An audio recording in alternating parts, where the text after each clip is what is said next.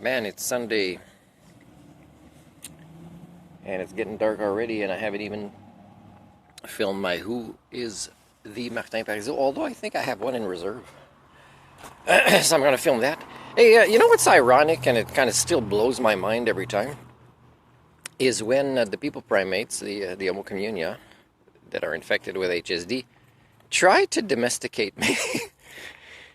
Like the guy who came up with the theory of HSD, It's kind of, hey, doesn't matter if I say, oh, I can't be easily domesticated, and I talk about my theory, is they still do it. they still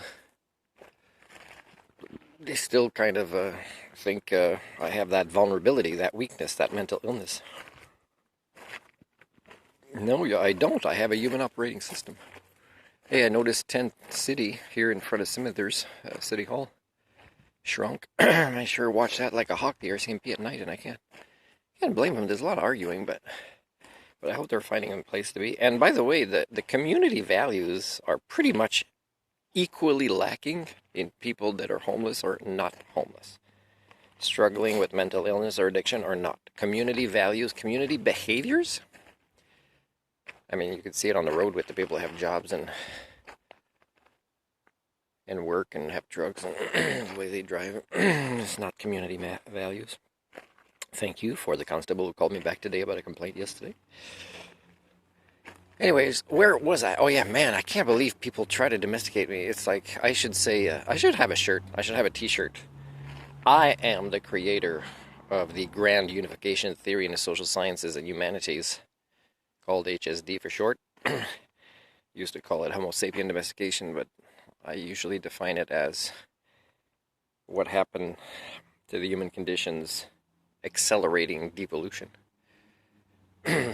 Inability to access higher functions of our brain to self-correct as a species while taken down to biosphere with us because of a variety of human domestication syndromes.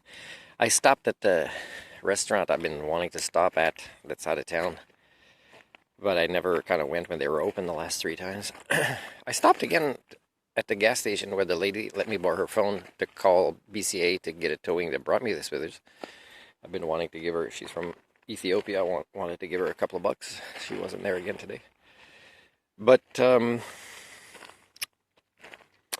when it comes to this girl wanting to ask her out, she wasn't there, and I asked, and she's married. And it's just, I want to have a life. Like, it's been about 20 months since I had a date. So I told this job that I already gave notice to that I'm not available Thursday evening because I'm the admin of a Facebook group. And I would like to meet some of the people. And so I'm going to say for sure I'm off for that movie on that day. And whoever wants to come, because I arranged something that I told them it's possible I wouldn't be, and I wasn't able to go. I got called in. So for me, it's kind of more important to have a life, People might say, well, get a job, get more money, get a girlfriend easily. Well, that's the kind of girlfriend I don't want, the one that wants to date my wallet. I'd rather date my wallet if she doesn't want to date me then. But the thing is a lot of people, they have a girlfriend or a wife waiting at home, when they work or so. Anyways, so I wanted to say about one place I stopped, because there's a lot of different places I stop for breaks or to grab a drink and go to the bathroom, and so do the people I drive. And one place today there's a sign. Of course, I don't always read the fine print. It says, oh, 2 of these are $6.50. This is a Chevron in Burns Lake, where the Army still is to help. And the Army, those big trucks, guys, you got to turn on the lights. There's no automatic lights. Like, half of them don't have the lights on. And so the chips are like not at the sale price. And the lady said, oh, I need my boss's permission to give it to you at that price. And I said, well, that's the price I wanted, the sign. Like people waiting for me outside there. And just to call that culture, from India. And when she called, like, she's like playing games with me in communication, like right away she goes to see, and she comes back. Oh, it's the 18th. I don't know if she put it back. I should have stopped and see if she put it back, and then I'd know for sure this is a trick. And she's waiting for me to pay the full price. Nope. Yeah, you got to call if you need permission to give it to me at that price that was advertised. And when she calls, in a different language, I could tell she's laughing at whatever he's saying, And she's delaying me, and I have to do the good customer service because there's people waiting, and they're playing this game. But, the sign said expired July 18th. Now, it's either you're competent to have that for 2 weeks, not on sale, still up, or you're doing it on purpose. And people just scan cards quickly, they never notice, or even they don't even do the math. People doing the math, like, I know the math is off. How much? What? The hell, that doesn't add up to me. Not the prices I saw. So, yeah, so it's not okay, right? It's not okay. And it's not just this. It's not just... And they lose business, and they don't get this basic math, that these practices to try to make a little bit out of these little games, they'll lose business. Because what I did is I said, she's still on the phone with the guy. I said, okay, I'm leaving. So you just lost business. I didn't even grab the hulls for my throat that I wanted. That was at a regular price. And people hear me, and I'm sending a strong message. You just lost me as a customer. You just lost business. And again, when these patterns are normal or acceptable within this culture, whether they're here or over there, it becomes part of everything they do.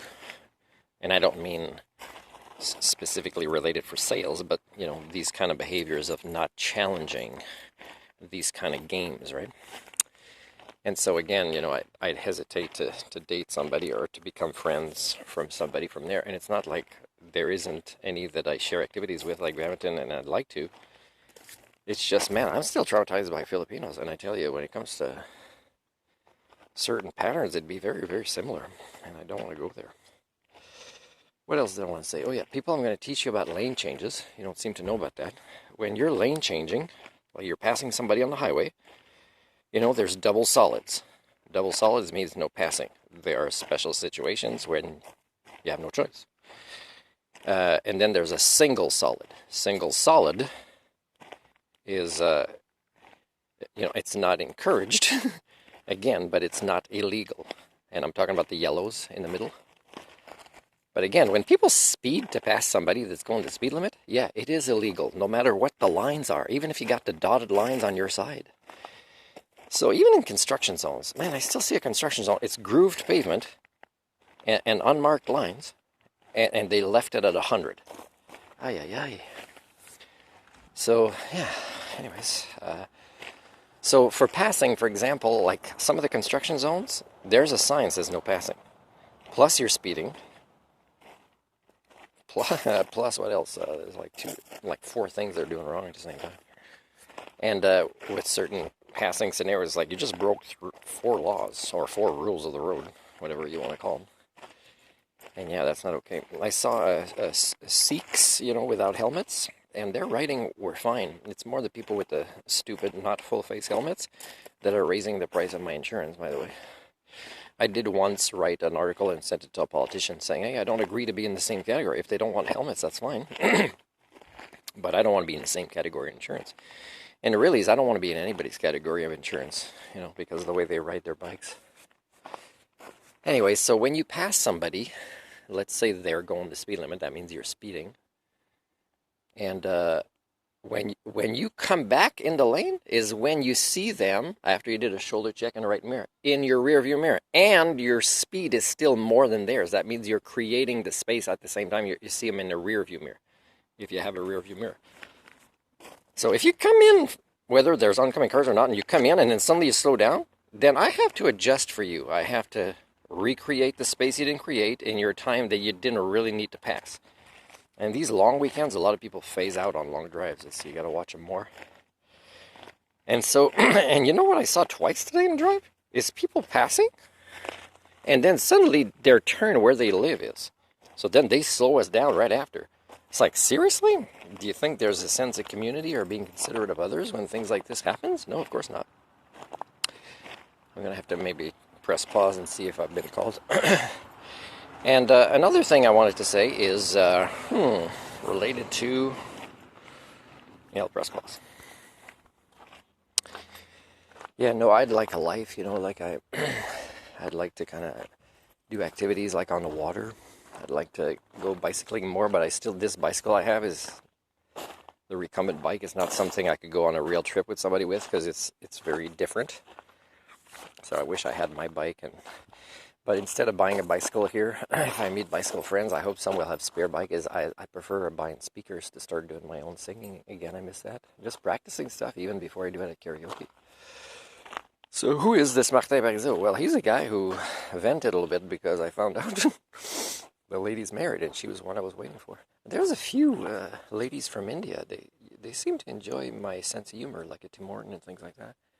And there's one I thought the other day seemed smart. And like what we talked about, which is related to what is currently scaring the hell out of Le Greffe de Gatineau. A topic about a scan they haven't sent me in color yet. They're pretending like they can't do that. And so I'm just this guy trying to meet his basic needs. I'm working really hard. I'm role modeling the right things to do. And I'm kind of having to put a little bit of, yeah, well, that's the police work, follow up on it. That's the dispatch work, follow up on it. You know, that's how you kind of are the admin of a Facebook group, and I'm role modeling it, and that's how you shut down bullying on the internet. And this is what you can count on with Facebook, and this is what you can't count on with Facebook. And, you know, when I'm too tired to drive, but it's still, my driving would be superior to the average person, I still don't like that I'm not at my best. Because I can detect, oh, yeah, no, my attention wasn't great there. I missed this little part, this little part, this little part. And well, it's better than average. Why don't you go? You get money in your wallet for a girlfriend you don't want to date. So I don't know who wants this money in my wallet, but... And I say no, because if I drive like you, then I become you. No, I'd be like, I don't want to drive when my brain's like this. Then I'm just a normal communion. I'm one of you. No, driving is something, is if you understand the concept of referencing the outside world and how it's not just about you deciding to take risks. There's so many other people involved. Just don't do it. I stopped in a construction zone that's 70, okay? Because I saw on one way there's a bear dead. It's a 70 zone. Bear dead. Doesn't look like a big bear, so sad. On the way back, I stop. And I go in this place, and I'm going to tell you it's a little bit east of Fraser Lake. And there's industry there, a lot of trucks in this place. I stopped and asked one of the security ladies in her truck. She's a First Nations lady. And I say, hey, do you know circumstances of how this bear died?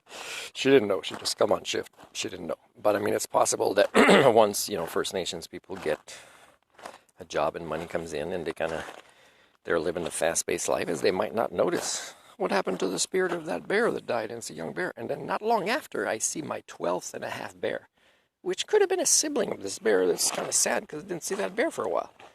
How do you hit a bear in a 70-kilometer zone? And was it hit in the day or night? And if people say it's a dark bear, can't hit. Well, again, you're driving faster than your observation if you even decide to use observations. So it's pretty sad.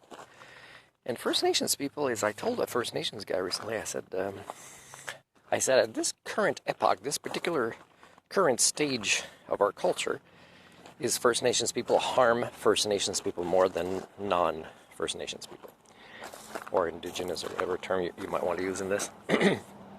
And again, everybody has different terms about what term they like when they are of older ancestry. Recently, there was some science that proved with enough certainty that there has been members of our human genus in North America. I can't remember the area now. I think it was 28,000 years ago.